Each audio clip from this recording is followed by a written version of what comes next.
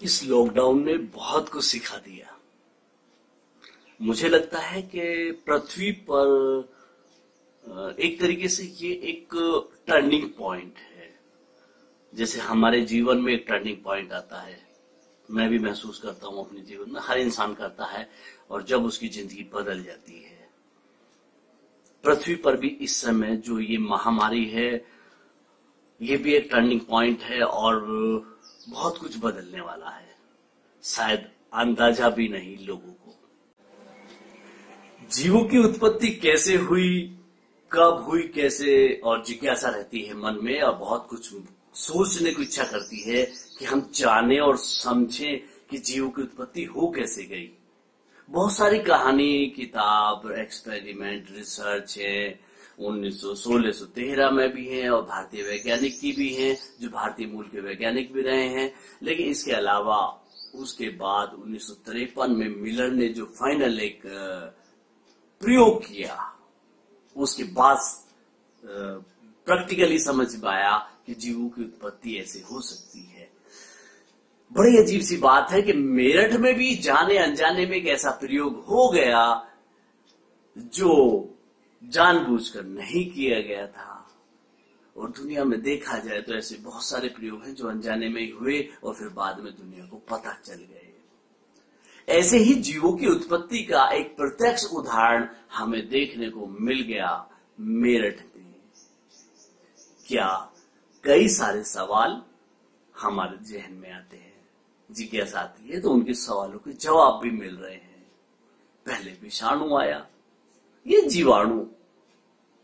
उत्पत्ति हुई तो कैसे? बहुत सारे सवाल हैं, मुर्गी पहले आया या अंडा, इस तरह की चीजें हैं। लेकिन ये प्रयोग आपको बता रहा है कि कौन पहले आया। तो इस रिपोर्ट को ध्यान से देखिए और समझिए, जो हमने प्रयोग किया 21 तारीख को, यानी कि 21 मार्च की शाम को जो गलती हमारे ऑफिस में हुई, मेरठ के अंदर हुई, 25 दिन बाद उस गलती का एक बहुत शानदार प्रयोग मिल गया देखने को। उसके बाद क्या निकला, देखते हैं इस खास रिपोर्ट को, जो हमारे स्मिता शर्मा जी ने बनाई है, तैयार की है। और तब देखिएगा उस जीव को जो हमारी प्रयोगशाला में डेवलप हो गया। नमस्कार दोस्तों, आप सभी जानते हैं हमारे चैनल विज्ञान आओ करके सीखे का विजन है आप लोगों को अवेयर करना, ताकि आप सेव रहें, ग्रो करें, एक हेल्दी सोसाइटी डेवलप करें। इसी श्रृंखला को आगे बढ़ाते हुए आज हम बात करेंगे आज के टॉपिक के बारे में। जी हाँ, हमारा आज का टॉपिक है जीवन की उत्पत्ति, अर्थात द ओरिजिन ऑफ। दार्शनिक एवं वैज्ञानिक हमेशा से ही इस गुत्थी को सुलझाने का प्रयास करते रहे हैं कि ब्रह्मांड अर्थात यूनिवर्स तथा इसमें हमारी पृथ्वी का उद्गम कैसे हुआ। यह प्रश्न एक जटिल पहेली बना रहा कि पृथ्वी पर जीवन की उत्पत्ति कब, कैसे और कहां से हुई। जीवन की उत्पत्ति तथा जीव जंतुओं की जातियों के विकास के अध्ययन को मेयर ने 1970 में जैव विकासशील विज्ञान अर्थात बायो इवोल्यूशन और इवोल्यूशनरी बायोलॉजी कहा। संपूर्ण ब्रह्मांड के अध्ययन को ब्रह्मांड विज्ञान या कॉस्मोलॉजी कहते हैं। ब्रह्मांड ऊर्जा और पदार्थ से बना हुआ है। इसकी लगभग आयु 10 अरब वर्ष मानी जाती है। तो आओ दोस्तों, इस संपूर्ण पहेली को सुलझाने के लिए जीवन उत्पत्ति की प्राचीन परिकल्पनाओं पर विचार करते हैं, जिसमें प्राचीन यूनानी दार्शनिक अरस्तु 384 to 322 BC ने अपनी बुक में सजीवों का जन्म निर्जीव पदार्थों से अपने आप होना बताया। वहीं वोन हॉलमोंट 1652 AD ने दावा किया कि यदि गेहूं के दानों में पसीने से भीगी हुई गंदी कमीज को दबाकर रख दिया जाए तो लगभग 21 दिन बाद चूहे स्वतः ही जन्म ले लेते हैं। इसी प्रकार मुझसे दार्शनिकों का मानना है यदि कूड़े, करकट, गंदगी, तालाब, कीचड़ आदि में मेंढक मछलियां स्वतः ही जन्म लेते हैं।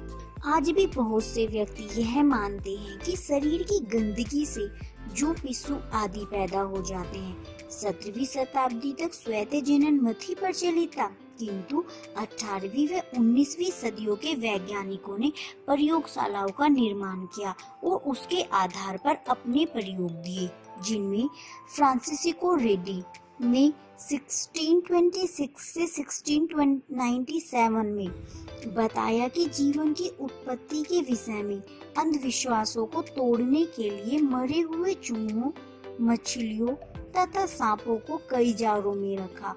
कुछ जार उन्होंने बंद कर दिए तथा कुछ जारों को खुला छोड़ दिया।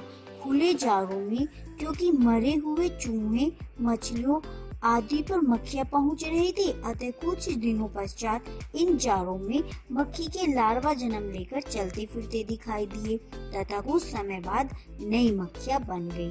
जबकि बंद जारों में क्योंकि मक्खियां नहीं पहुंच पाई थी, अतः इनमें लार्वा नहीं दिखाई दिए और नई मक्खियां नहीं बन सकी। अतः सिद्ध हुआ कि जीव का जन्म पहले से उपस्थित जीव से ही संभव है, निर्जीव पदार्थों से नहीं। इसी प्रकार लेज़रो स्पेंजली ने 1765 में सूक्ष्म जंतुओं को गंदे पानी से उत्पन्न होना बताया। वहीं 1862 में लुईस पास्चर ने शक्कर व ईस्ट के घोल के प्रयोग के आधार पर जीव की उत्पत्ति जीव से मानी जाने लगी, जिसे जीवात जनन यानी बायोजेनेसिस थ्योरी कहा गया। यदि हम बायोकेमिकल इवोल्यूशन थ्योरी अर्थात जीवन की उत्पत्ति के आधुनिक मत की बात करें तो जीवन की उत्पत्ति पृथ्वी की सतह पर करोड़ों वर्षों पूर्व हुई। इस उत्पत्ति के लिए आवश्यक वातावरण आदि पृथ्वी पर उस समय था, किंतु अब यह वातावरण नहीं रहा। पृथ्वी गर्म धधकते हुए गोलों के समान थी, जो धीरे धीरे ठंडी होती गई और वातावरण बदलता गया। इसमें धीरे धीरे फिजियोकेमिकल रिएक्शन होते रहे, जिससे अकार्बनिक और कार्बनिक पदार्थ बने, जो समुद्र के जल में घुल गए। इसके संगठित होने पर जटिल यौगिक बने। फिर इन परिवर्तनों के फलस्वरूप जीवन को लक्षण देने वाली रचनाएं बनी, जिन्हें जीव पदार्थ का रूप माना गया। जीवन की उत्पत्ति के संबंध में इस मत को स्पष्ट रूप से समझाने के लिए रूस की वैज्ञानिक ओपेरिन ने पदार्थवाद प्रस्तुत किया। ओपेरिन ने 1936 में अपनी पुस्तक द ओरिजिन ऑफ लाइफ छपवाई। इसी प्रकार अंग्रेज वैज्ञानिक हेल्डन ने भी पृथ्वी पर जीवन की उत्पत्ति का ब्यौरा दिया। इस प्रकार हम कह सकते हैं कि समय समय पर अनेक वैज्ञानिकों ने जीवन की उत्पत्ति के विषय में अनेक वाद प्रस्तुत किए। इन्हीं कोशिशों के फलस्वरूप हमारा एक बिना प्लानिंग का प्रयोग भी सफल रहा। दरअसल मैंने इसे बिना प्लानिंग का एक्सपेरिमेंट इसलिए कहा क्योंकि इसके लिए परिस्थितियां हमें स्वतः बनी हुई मिली, जिन पर हमने केवल ऑब्जर्वेशन किया। लगभग आज से 25 दिन पहले भूलवश चाय का एक भगोना हमारी पहुंच से दूर रह गया, जिसमें थोड़ी चाय भी थी।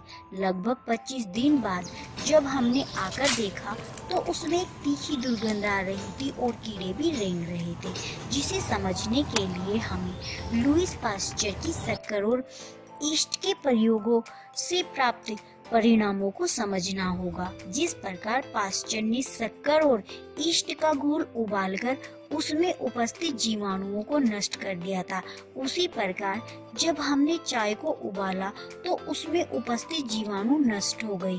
लेकिन जैसे जैसे समय बीतता गया, उस चाय को रखे काफी समय हो गया तो उसमें वायुमंडल में उपस्थित धूल के कण और सूक्ष्म जीव चिपक गए, जिन्होंने भली भांति कार्बनिक पदार्थ की भूमिका निभाई। इस संपूर्ण क्रिया में सरल कार्बनिक तथा अकार्बनिक यौगिकों से जटिल यौगिकों तथा एमिनो अम्ल का संश्लेषण हुआ। इन एमिनो अम्ल के संयोजन से लंबी व जटिल पॉलीपेप्टाइड श्रृंखला बनने से प्रोटीन का निर्माण हुआ तथा चाय में उपस्थित शर्करा से मिलकर न्यूक्लिक एसिड का निर्माण किया। जीवन की उत्पत्ति में न्यूक्लिक अम्ल का बनना एक महत्वपूर्ण पद माना जाता है। चाय के इस घोल में जीवाणुओं ने अपना बसेरा बना लिया, जो समय के साथ साथ दुर्गंध का कारण भी बने। अतः हमारे प्रयोग ने स्वतः जननवाद को गलत सिद्ध किया तथा जीवात जनन की पुष्टि की।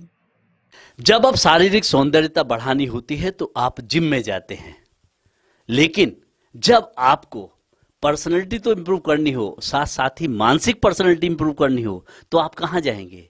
उसके लिए आपको जाना होगा विज्ञान के जिम में। देश का पहला विज्ञान जिम कहें या यूं कहें कि देश का पहला विज्ञान चैनल है विज्ञान आओ करके सीखे। प्रगति विज्ञान संस्था का यह चैनल अपने आप में एक विज्ञान जिम है, जहां पर आपकी और आपके बच्चों की मानसिक पर्सनैलिटी इंप्रूव होती है।